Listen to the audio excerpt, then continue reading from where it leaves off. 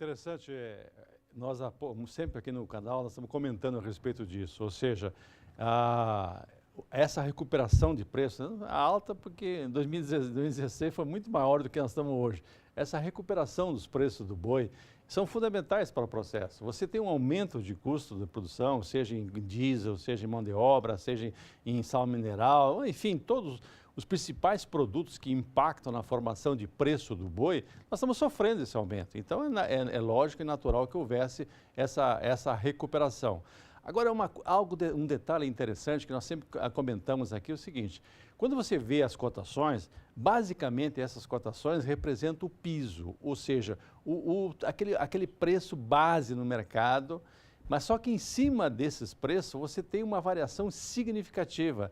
Nós fizemos uma entrevista com o coordenador do grupo de pecuaristas do Brasil, o Sr. Furlan, e ele comentou o seguinte: olha, eles recebem informações por via eletrônica no aplicativo deles, dos preços que estão sendo comercializados em todo o Brasil, onde há a pecuária no Brasil. E o que eles notam? Que você tem uma diferença significativa entre produtores. Por quê?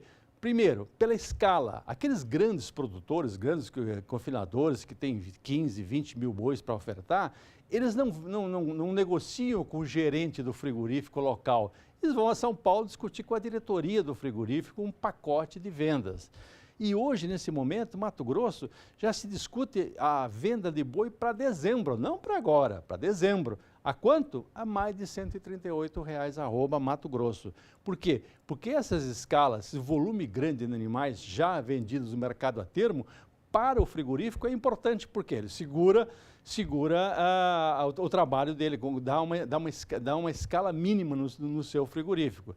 E com essa escala mínima, o que ele faz? Ele aperta o pecuarista que vai entregar quantidades menores, 1, 2 caminhões, 3 caminhões. Então, aí, para esse pecuarista, regra geral, funciona a cotação, o preço base que o mercado fala todo dia. Além disso, você tem a qualidade está sendo remunerada. Isso é um outro detalhe importante que todo pecuarista tem que parar para pensar. Ou seja, hoje o consumidor, seja o interno brasileiro, seja o mercado de exportação, ele quer carne boa, de qualidade, com uma boa cobertura, maciez, textura, sabor. Ou seja, esses valores, essas características estão sendo remuneradas. Isso vale quanto? Vale R$ 7, 8, R$ 9,00 por arroba a mais no processo.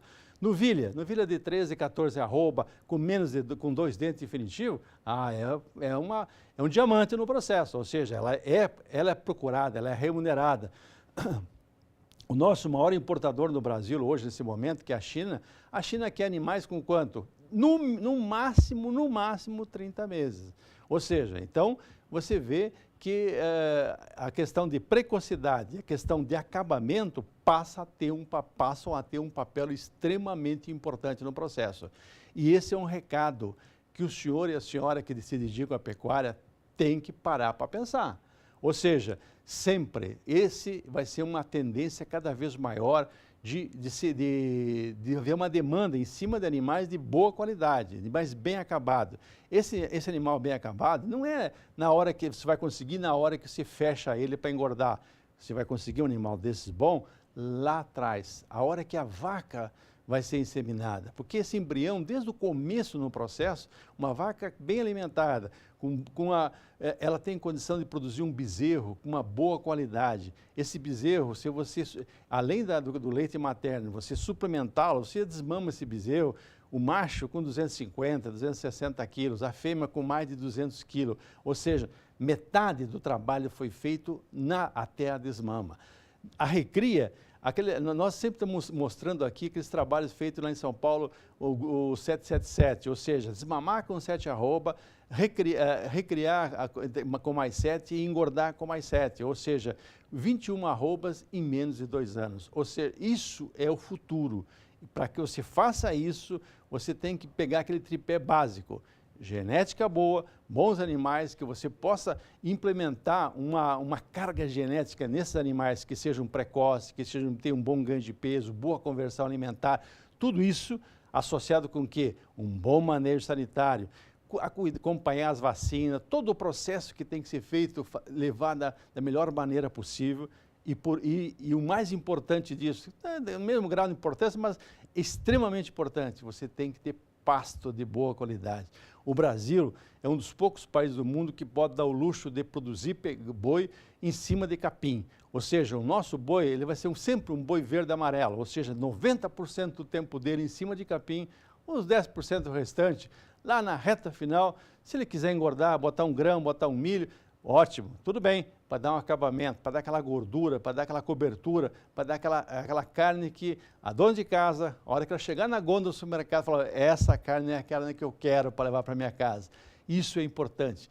O consumidor sempre vai ter a última palavra, seja no mercado externo, seja no mercado interno brasileiro. Então, esse momento em que a qualidade, o volume, todas essas características todas são remuneradas, o senhor ou a senhora que se dedicam a esse assunto, parem e pensem, como eu posso aproveitar esse momento?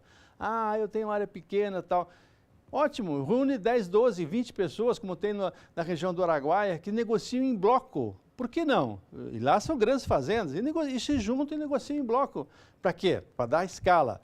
Ah, mas o frigorífico dá valor a uma oferta constante nos 12 meses do ano. Vamos se preparar para fazer isso. Ah, no segundo semestre no Centro-Oeste você tem dificuldade de forragem, faz a integração. Ou seja, alternativas tenham à vontade, procurem elas, usem no seu negócio, porque isso é o futuro. Quem quiser se manter no processo, quem quiser ter rentabilidade, quem quiser ter sustentabilidade, pare e pense em cima disso.